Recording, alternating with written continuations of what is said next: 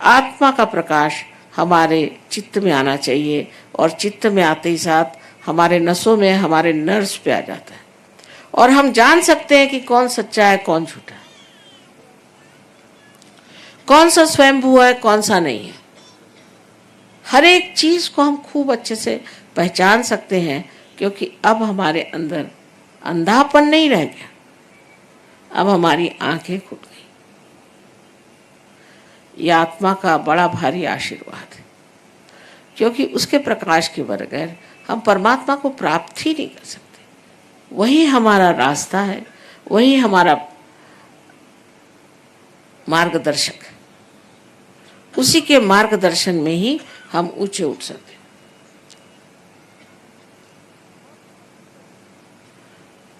और सबसे बड़ी चीज आत्मा की जो है वो ये कि आपको वो आनंद के सागर में ढकेल लेता। आत्मा का आनंद एक अपना विशेष है। अब ये लोग देखिए सब रईस घरों के हैं, यहाँ जो आए के पास मोटरें हैं, सब घर वर है, सब कुछ। अब यहाँ बेचारे कैसे भी रह रहे, 7-8 दिन से तो ट्रेनें में रह रहे हैं और कुछ पूछो तो नहीं ना, हम तो बड़े आनंद में हैं माँ, क्योंकि आत्मा का जो आराम है, कंफर्ट है, वो बहुत बड़ी चीज है। फिर दुनिया भर की चीजों से कोई मतलब नहीं। आपकी ईर्ष्या, आपकी घृणा, किसी से कोई सी भी ऐसी गंदी भावनाएं सब फटकती ही नहीं। कोई है अपनी जगह, कोई दूसरा अपनी जगह, कोई एक दूसरे की गर्दन नहीं काटता, कोई एक दूसरे को सताता नहीं, बस उस आनंद के सागर में सब मौज से रह रहे हैं। अब 55 देशों के लोग हैं। गणपतिपुणे में हमारा सेमिनार होता है जहाँ सब आएंगे, अभी भी आए हैं पर और आने वाले। ये कभी लड़ते नहीं आपस में, कभी झगड़ते नहीं, कोई नोच खसोट नहीं, कोई कभी झूठ बोलना नहीं, कोई पैसा खाना नहीं, कुछ नहीं, कुछ नहीं, कुछ नहीं। जब ऐसे लोग तैयार हो जाएंगे तो ये सब लड़ाई झगड़ा खत्म हो जाएगा। धर्म के मामले में सब धर्मों में हमारा विश्वास है। एक ही धर्म को लेकर बैठे, हमारा ही धर्म सबसे अच्छा है, हो गया झगड़ा शुरू। आपका धर्म का सबसे अच्छा है तो क्यों नहीं सारी दुनिया में आपने शांति प्रस्थापित कर दी।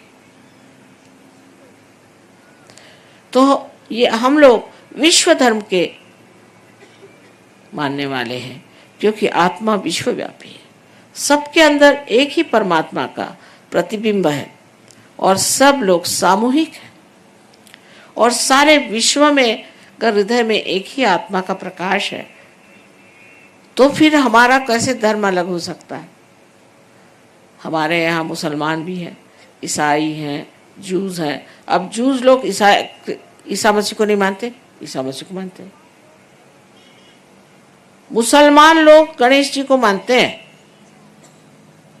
यहाँ पर भी 1-2 आए हुए। और हिंदू लोग मोहम्मद साहब को मानते हैं, क्योंकि उनकी खूबियां हमें पता नहीं। जैसे घोड़े को बांध देते हैं ना ब्लिंकर्स, ऐसे हम लोगों ने बांध लिया, हमारा धर्म सबसे अच्छा। फिर जो धंधा करना वो धंधा करो, उसमें कोई हर्ज नहीं, कोई से भी धंधे करने में हर्ज नहीं, पर हम ये हैं, हम इस जाति के। विश्व धर्म की स्थापना अब हो गई और ये लोग सब विश्व धर्मी हैं। हर धर्म का मान है, हर तरह के लोगों का मान है, हर देश के लोगों का मान है। और सबसे अधिक जितने अवतरण हो गए, जितने प्रेषित हो गए, माने प्रॉफिट्स हो गए, जितने दृष्टा हो गए, जितने संत हो गए,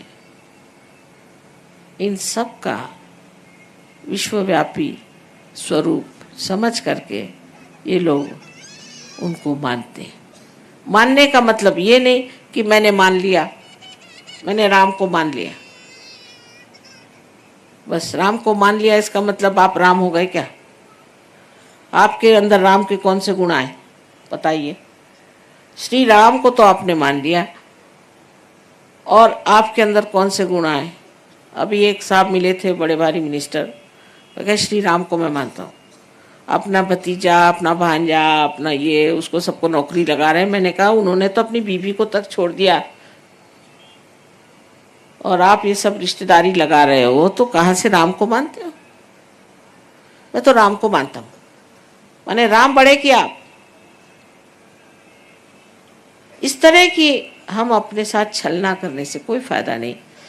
हमें अपने साथ बड़ी ईमानदारी रखनी चाहिए और इस ईमानदारी में हमें एक प्रेम से सोचना चाहिए कि भाई हमने अपने लिए क्या किया, हमने अपने लिए क्या माना, हमने अपना कौन सा उद्धार कर लिया, हम कौन से ऐसे विशेष प्रदेश में गए, ऐसे कौन से महान उच्च विचारों में हम अपना जीवन व्यतीत कर रहे हैं। ऐसा तो कुछ हुआ नहीं, तो फिर मान लेने की बात क्या? मानने का मतलब है कि हमारे जीवन में उसका प्रतिबिंब दिखना चाहिए, लोगों को दिखाई देना चाहिए कि आपने अगर किसी को मान लिया है तो आप में भी उसकी कोई न कोई छवि है, उसका कोई न कोई अर्थ है, वो कोई न कोई मतलब रखता है, उसका आपके जीवन में भी कोई न कोई प्रादुर्भाव है। जब तक ये चीज़ नहीं दिखाई देगी तब तक आप किसी को भी मानते रहें, मंदिरों में जाएं, चाहे मस्जिदों में जाएं, चाहे गिरजों में जाएं, चाहे दरबार साहब पढ़े, सब एक ऐसी चीज। उससे अब बच्चों में ये बात आ गई कि क्यों ये सब करें हम, और सही भी बात है क्योंकि वो बुद्धि लगाते हैं। आपको चाहिए कि अब धर्म को आप पूरी तरह से जानें और इस धर्म को क्यों पालन करना है, क्यों धर्म को पालन करने को कहा था, क्योंकि जब तक धर्म के सहारे हमारे अंदर संतुलन नहीं आ जाएगा तब तक हमारी उड़ान नहीं हो सकती, हम चढ़ नहीं सकते, हम बढ़ नहीं सकते। इसलिए इस संतुलन के लिए इन्होंने कहा था कि धर्म में रहो, पर सहयोग में आप अधर्मी भी हो कोई हर्ष नहीं, आपको पहले संतुलन में बिठा देंगे और फिर आपको उड़ा देंगे। रिपेयरिंग शॉप है सहयोग, सब तरह का इंजीनियरिंग इसमें होता है। कोई अगर राइट साइडेड है तो उसको राइट साइड में बिठा, लेफ्ट साइड में करके बीच में ले आएंगे, बस बीच में लाके और बीच में आते साथ उसकी कुंडली जागृत हो जाती,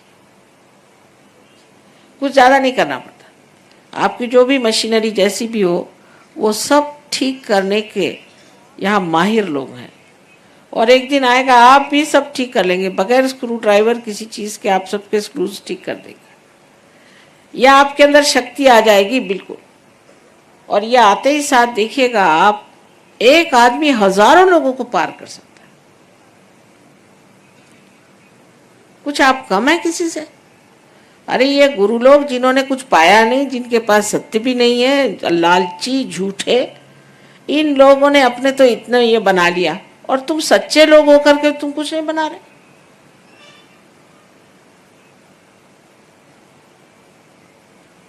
अपनी शक्ति को जानो। मुझको मान लेने से कुछ फायदा नहीं, मुझको मानने से क्या फायदा है? कुछ भी नहीं। आपकी शक्ति को मानो, उसको जगाओ और उसके शक्ति स्वरूप हो जाओ। तो आज मैंने आपसे बताया है कि आत्मा से आपको किस तरह से आपका चित्त आलोकित हो जाता है और आप सत्य को किस तरह से जानते हैं और किस तरह से आप आनंद में विभोर हो जाते हैं।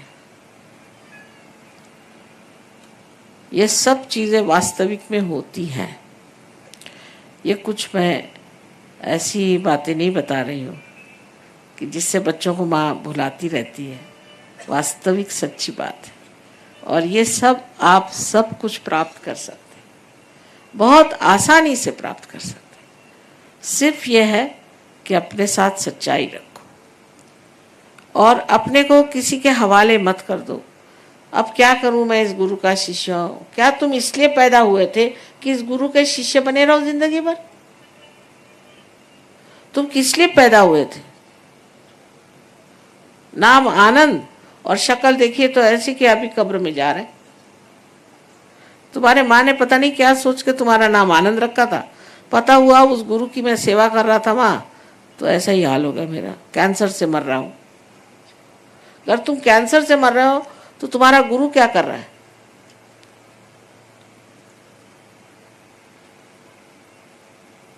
इस महान बेला में, इस महान समय में आपका जन्म हुआ है। आप बड़े भाग्यशाली हैं और इस भाग्य को समझ करके अपने स्वरूप को पहचानो, अपने को जानो, आत्मबोध को प्राप्त कर लो और उसके बाद मैं देखूंगी कि आपका क्या हाल होगा। एक से एक लोग तैयार होंगे। यही हमारे देश का भी भविष्य है, बड़ा ऊंचा भविष्य है। अभी घबराओ नहीं, ये सब ठीक हो जाएंगे। आप अपने को सब ठीक कर लीजिए पहले, फिर सब कुछ ठीक हो जाएगा। आशा है आप लोग मेरी बात का बुरा नहीं मानेंगे। माँ को तो सच्ची बात बतानी पड़ती, जो सच है वही मैं तुमसे बता रही हूँ। और मैं चाहती हूँ कि हैदराबाद में बहुत से लोग सहयोगी हो जाएं, सो सारे दुनिया से लोग यहाँ आए आपके पास, क्योंकि ये भूमि कोई विशेष मुझे लग रही है।